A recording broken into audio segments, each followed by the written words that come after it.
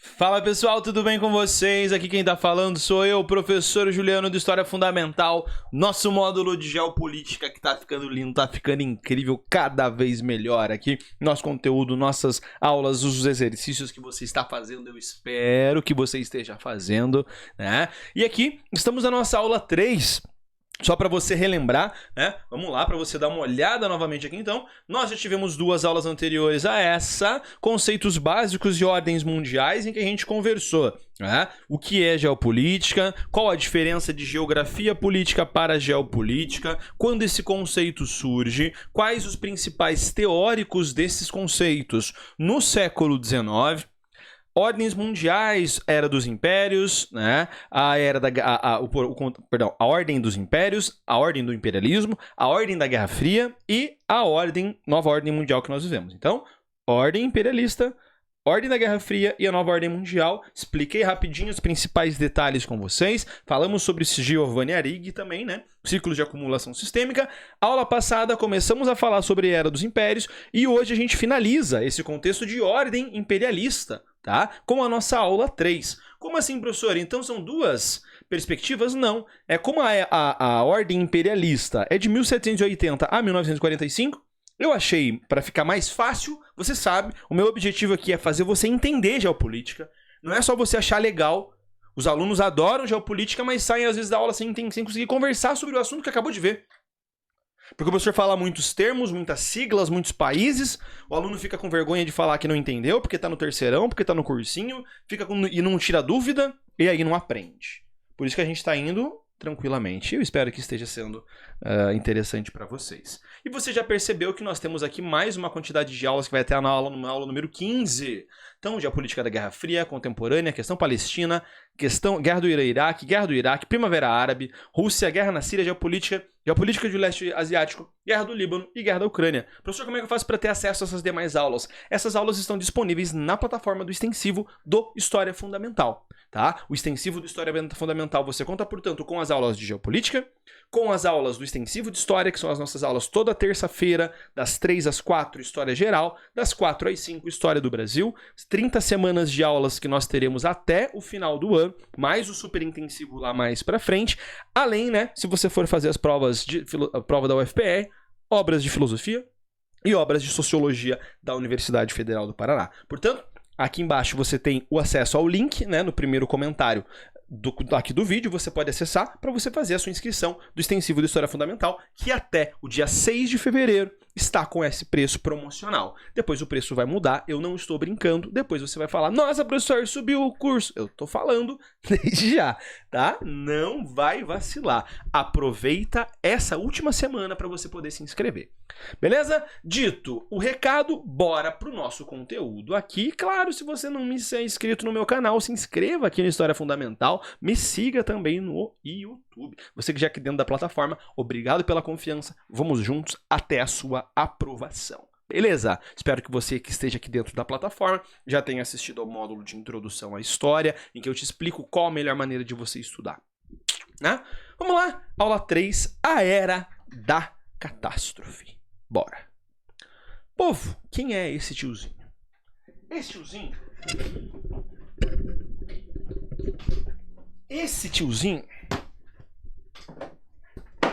Esse tiozinho, ele é o autor de alguns livros importantes de história, tá? A principal sequência que nós temos dele é a sequência das eras, que eu até hoje não comprei a Era do Capital, que é o verde desses aqui. Ó. Então nós temos a Era das Revoluções, que tá aqui. Depois, jumento, a Era das Revoluções. Depois da Era das Revoluções, ele escreve a Era do Capital. E por último, ele escreve a Era dos Impérios. Então, o Eric Hobsbawm, ele é um autor extremamente importante para a história e também para a geopolítica. Você vai ver a quantidade de exercícios que você está vendo, né, no seu material, que tem como referência as obras desse carinha que está aqui, do Eric Hobsbawm, que morreu no ano de 2011, se não me falha a memória. 2013, eu acho. O Hobsbawm escreve sobre o século XIX. Eu prefiro os livros dele sobre o século XIX, também fala sobre os revolucionários e tudo mais. fala sobre historiografia marxista. Só que o principal livro lido dele recente, mais nos últimos anos, é esse livro aqui, A Era dos Extremos, que fala sobre século XX, em que ele faz um apanhado geral sobre a história do século XX, o breve século XX, como a gente já conversou na nossa primeira aula, né, em que eu faço as comparações do Hobsbawm com o Giovanni Arrighi. E aí o Hobsbawm, galera, por que o livro dele é tão lido, né, e tão citado? Porque o Hobsbawm faz um apanhado do século XX. E esse apanhado dele é bastante interpretativo. Portanto, as pessoas usam as perspectivas de interpretação dele como referência. Tá? E aí ele escreve esse livro e é utilizado em geografia, geopolítica. Todo mundo das humanas conhece. Você, se é aluno de pré-vestibular, você com certeza já fez alguma questão com o Hobsbawm de referência. Se você não fez, você está estudando errado. Tá? Olha o que o Hobsbawm fala. Comecinho da Era dos Extremos. Acho que a primeira página. As luzes se apagam em toda a Europa. Olha só. Vou pegar a canetinha aqui para poder rabiscar. Disse Edward Grey, secretário das Relações Exteriores da Grã-Bretanha, observando as luzes do Whitehall na noite em que a Grã-Bretanha e a Alemanha foram à guerra. Não voltaremos a vê-las acenderem em nosso tempo de vida. Em Viena, o grande satirista Karl Kraus preparava-se para documentar e denunciar essa guerra num extraordinário drama-reportagem que deu o título de Os Últimos Dias da Humanidade. Ambos viam a Guerra Mundial como o fim de um mundo, e não foram os únicos. Não foi o fim da humanidade, embora houvesse momentos no curso dos 31 anos de conflito mundial, olha o que ele está falando aqui, entre a declaração de guerra austríaca à Sérvia, a 28 de julho de 1914, e a rendição incondicional do Japão a 14 de agosto de 1945, 4 dias após a explosão da primeira bomba nuclear, em que o fim de considerável proporção da raça humana não pareceu muito distante.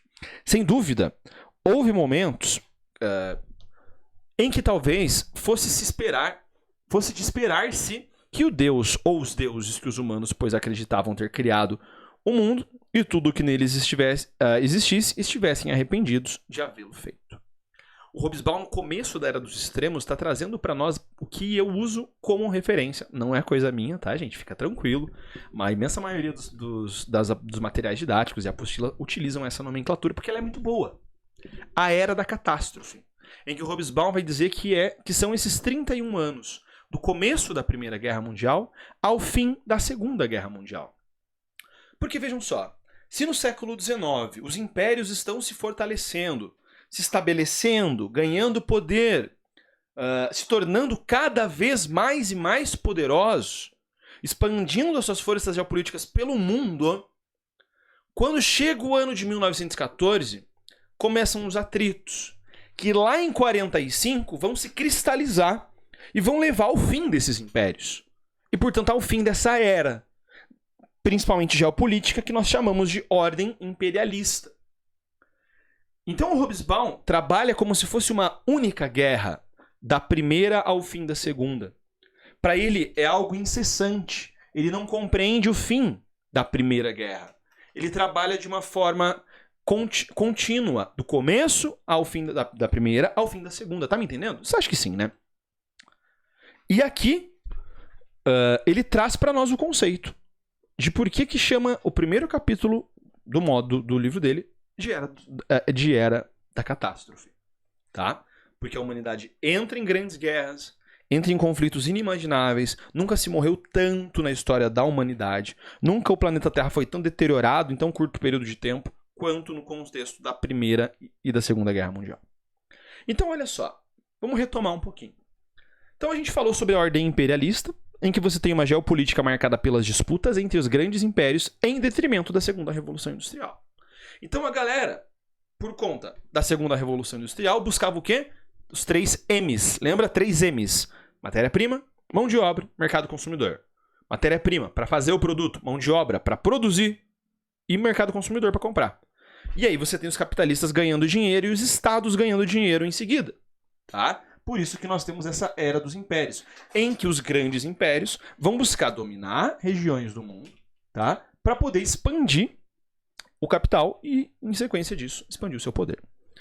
Essa ordem se mantém até 1945, tá? E a Era da Catástrofe é o começo desse fim, como eu já comentei com vocês anteriormente. Esses são os eventos que acontecem no que nós denominaremos como Era da Catástrofe em ordem cronológica. Os 12 principais eventos, fatos que ocorreram nesse contexto, tá? Quais são eles? Começo da Primeira Guerra Mundial, né? Os impérios entrando em combate. Depois, na sequência, do decorrer da Primeira Guerra Mundial, o ano de 1917 é muito importante. A entrada da Rússia, a entrada da Rússia no processo de revolução e a sua retirada da Primeira Guerra Mundial, ao mesmo tempo que no ano de 17 entra os Estados Unidos na guerra. 1918, acabou a Primeira Guerra Mundial. O senhor não lembra de nada disso, calma. Você não vai estudar a guerra aqui. A guerra você vai estudar nas aulas de história. Cada um desses tópicos aqui, basicamente, né, Primeira Guerra Mundial, entre guerras e Segunda Guerra Mundial, temos aula lá no nosso curso de história. O Tratado de Versalhes, que vem ao final da Primeira Guerra Mundial. Só que aqui a gente não vai falar dos conflitos, a gente vai falar sobre as questões de transformações de poder político no mundo. Tratado de Versalhes, que você sabe muito bem que é um tratado imposto à Alemanha e não um tratado que põe fim à guerra. Tratado de Saint-Germain, de 1919, que vai pôr fim ao Império Austro-Húngaro. Tá? Criação da Liga das Nações, em 1920. Mussolini chega ao poder. Aí nós temos o Tratado de Lausanne, em 1923, que vai pôr fim ao Império Otomano. A crise da Bolsa de Nova York, em 29. Chegada do Hitler ao poder em 33. Né? 39, início da Segunda Guerra Mundial. 45, fim da Segunda Guerra. Falaremos sobre os impactos desses eventos para a ordem imperialista. Como isso levou ao declínio dessa ordem e ao início posterior de uma outra configuração geopolítica. Primeiro, então, Primeira Guerra Mundial, em que nós vamos encontrar aqui, gente. A Primeira Guerra Mundial é travada entre Reino Unido, França e Rússia contra os impérios centrais, certo? Império Alemão, Império Austro-Húngaro e Itália. Um detalhe bem importante aqui. A causa da guerra é o assassinato de Francisco Ferdinando. A causa imediata, o estopim. As causas principais são as disputas geopolíticas. Tá? Não que o assassinato não tenha sido importante. Tá? Eu parto de uma interpretação diferente da que muitos professores trabalham. Ah, nossa, a morte de um cara vai gerar uma guerra? Um evento específico pode gerar uma guerra? Claro que sim. Olha o que o 11 de setembro fez na configuração geopolítica do mundo. Um evento. Ah, professor, é um evento. O 11 de setembro alterou a configuração geopolítica mundial. Em muitos sentidos. Então, o assassinato de Francisco Ferdinando, quando vai visitar uma região aqui do Império Austro-Húngaro, né, na Bósnia, é morto por um sérvio. E aí a guerra começa por conta da política de alianças que esses estados estabeleciam. A guerra não começa com a galera não começa a se aliar no começo da guerra. Essas alianças são anteriores. Tá? O grande problema geográfico da Alemanha fica preso entre França e Rússia, tanto na Primeira quanto na Segunda Guerra Mundial. Tá? A guerra 1914 é uma guerra basicamente que se movimenta um país em direção ao outro e depois surgem as trincheiras. Tá? A guerra vai se desenrolando, tá? E tudo mais. Até que chega no momento em 17 a Rússia sai, os Estados Unidos entra, a guerra vai ganhando força nessa guerra de trincheiras, grande quantidade de número de mortos e tudo mais. E aí acaba a Primeira Guerra Mundial em 1918 com a galera de azul aqui sendo vitorioso. Inglaterra, França e Império Russo. Certo? Esses impérios centrais aqui, junto deles o Império Otomano, vão sofrer sanções por conta da guerra. A Alemanha, o Império Alemão, deixa de existir. O Império Austro-Húngaro deixa de existir. O Império Otomano, e não Turco-Otomano, cuidado. O Império Otomano deixa de existir. A Itália mantém-se existindo, porque mudou de lado durante a guerra. A Alemanha passa pelo Tratado de Versalhes. O Império Austro-Húngaro passa pelo Tratado de Saint-Germain. O Império Otomano passa pelo Tratado de Lausanne. Tá? E aí você tem alterações. Portanto, em 1917, olha só, a Rússia se retira da guerra porque passa por um processo revolucionário. E essa saída da Rússia é importante porque vai acontecer no mundo na sequência. A ordem geopolítica que nós temos da Guerra Fria é marcada, você vai ver mais pra frente, por disputas entre um polo capitalista e um polo socialista. A origem do socialismo soviético é nessa revolução. Portanto, a importância da Revolução Russa não é apenas para o fim do que está acontecendo aqui. mas é para o desenvolvimento e pelo delinear de uma nova configuração geopolítica posterior. A Rússia passa por uma revolução socialista em 1917. Primeiro em fevereiro, Menshevik, depois em outubro, Bolchevique, depois um processo de guerra civil, até que, enfim, o Lenin assume o poder e expande o território da União das Repúblicas Socialistas Soviéticas a partir de 1922. Que isso, inclusive, tem relação com as questões do Putin hoje em dia. Veja como que história é fenomenal pra gente entender isso também. Acabou a Primeira Guerra Mundial, tá? Meu slide ficou aqui alterado, alguma coisinha. Ele tá escrito vitória dos aliados, França, Inglaterra, Rússia e Estados Unidos, tá? Acaba a Primeira Guerra Mundial e aqui você tem os impérios entrando em confronto.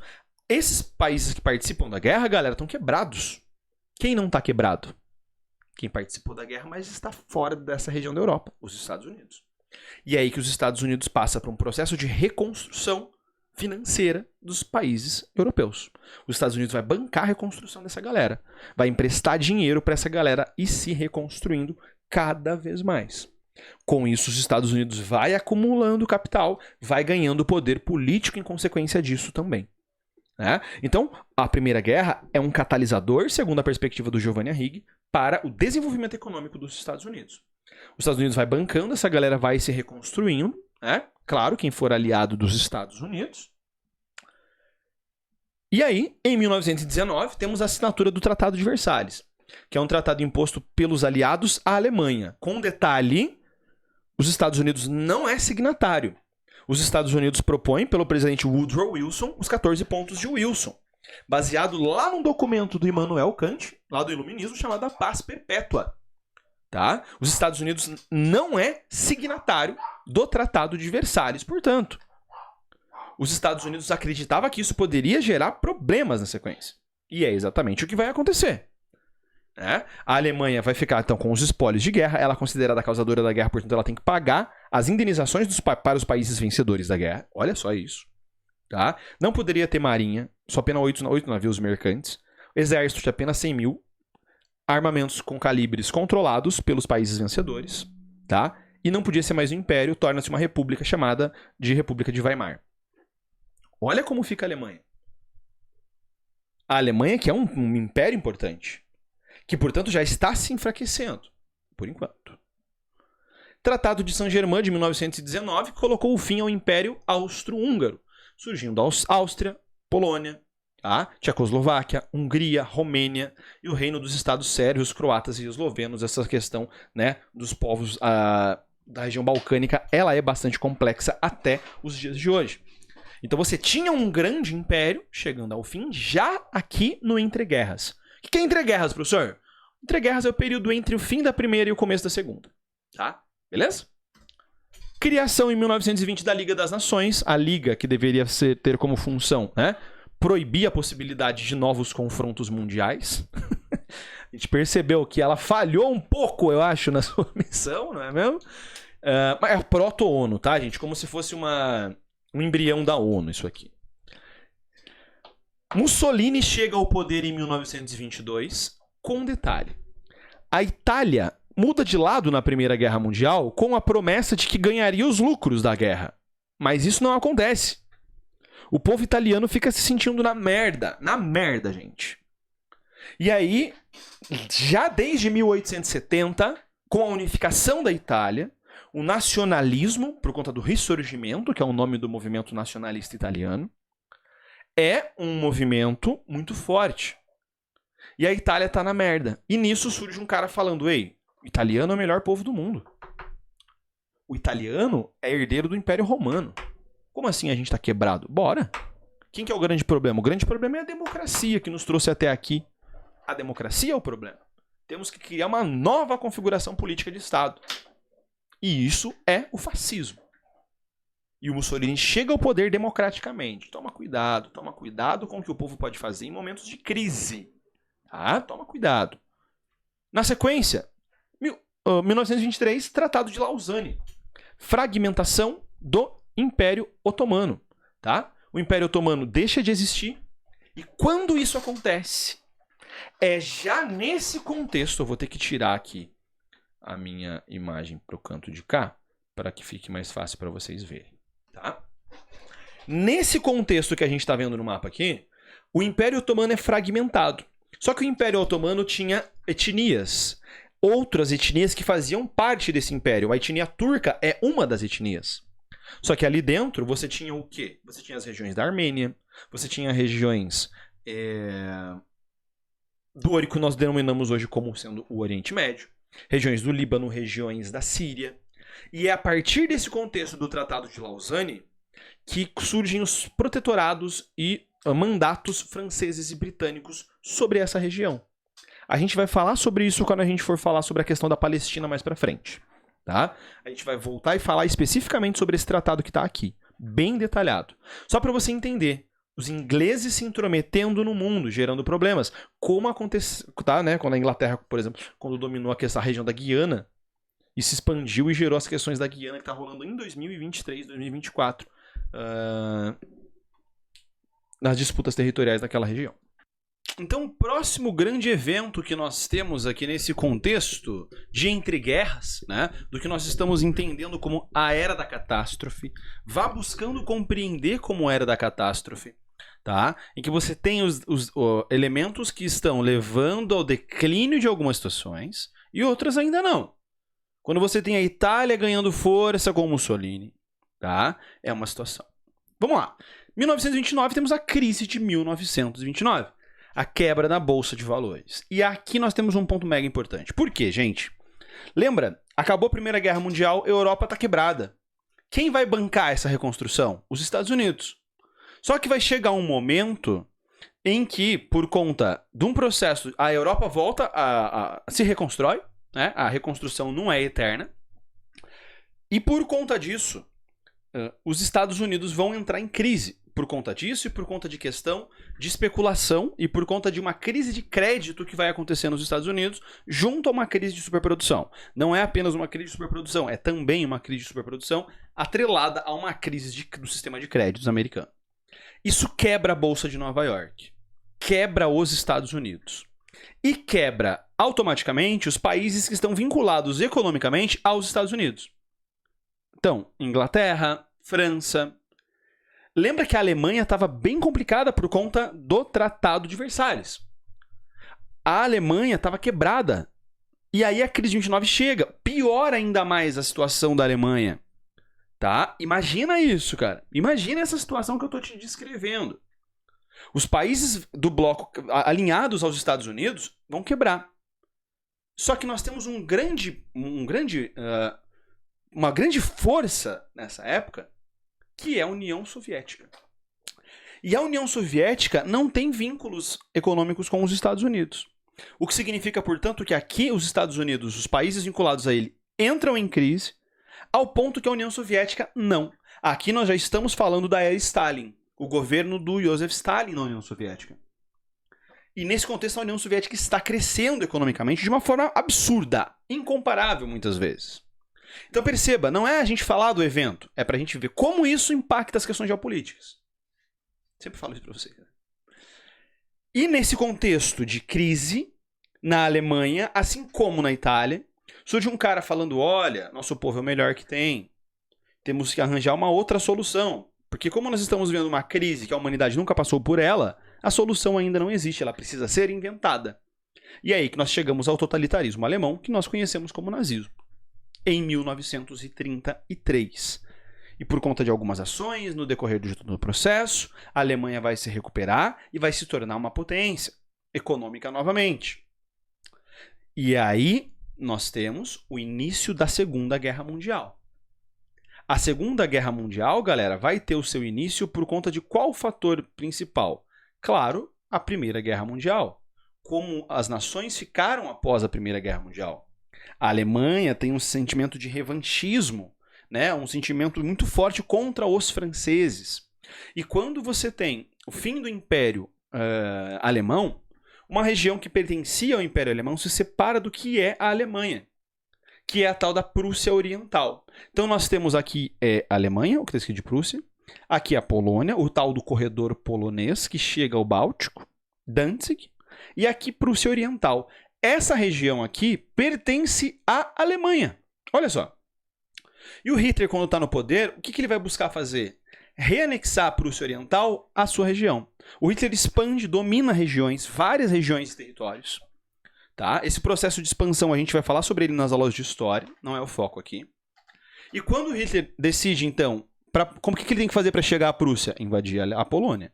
Quando ele invade a Polônia, começa a Segunda Guerra Mundial, os mecanismos de defesa mútua vão ser acionados e a guerra começa.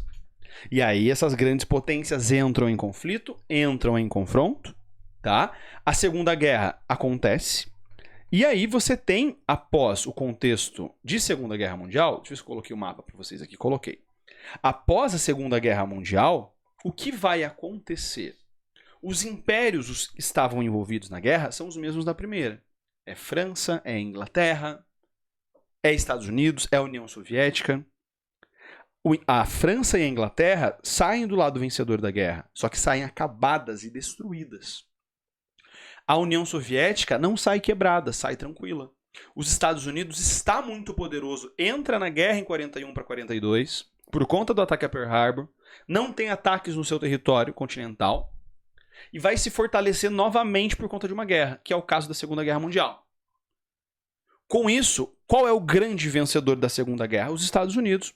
E a União Soviética surge como uma grande potência. Os grandes impérios que começaram a declinar na primeira, aqui vão ter o seu fim. O Império Britânico vai perder as suas posses, o Império Francês, mas não é pacífico. As regiões, as colônias desses grandes impérios, porque agora esses impérios estão enfraquecidos, essas regiões vão começar a ter mais força as suas lutas por independência. E é aí isso que vai acontecer no que nós chamaremos posteriormente de Guerra Fria. Tá? Aqui é como nós temos um mundo, portanto, organizado após a Segunda Guerra Mundial, em que você tem os grandes impérios fragmentados, e aí nós chegaremos ao momento dessas lutas por descolonização. E aqui não temos mais potências imperiais, nós temos duas superpotências dominando o mundo e lutando por essa hegemonia, por esse domínio. Quem são essas superpotências? Os Estados Unidos e a União Soviética. É aí que surge, portanto, o contexto que nós chamaremos de uma nova ordem nesse contexto, que é a ordem da Guerra Fria, a ordem de um mundo bipolar. Aqui no mapa você tem em azul os países alinhados aos Estados Unidos. Em vermelho, os países alinhados ao bloco socialista soviético. E é aí que nós chegaremos à ordem geopolítica da sequência, que nós chamamos de Guerra Fria, em que nós veremos as ações, as organizações geopolíticas das duas superpotências, Estados Unidos e União Soviética, entrando em conflito, entrando em jogo, mas isso é assunto para a nossa próxima aula. Espero que você tenha gostado. Lembre-se, aqui no primeiro comentário você tem fixado um link para você poder fazer a inscrição, para você vir estudar comigo, tá? Nesse nosso curso de Geopolítica. Se você está acompanhando essas aulas pelo link que você ganhou do material e no YouTube, essa é a nossa última aula. Foi um prazer ter você até aqui. Se você quer continuar a ter acesso ao restante do nosso curso de Geopolítica, História, você venha fazer a sua inscrição do extensivo do História Fundamental e estudar comigo e aprender todos os demais conteúdos de Geopolítica. Sou o professor Juliano, forte abraço e até mais. Tchau, tchau.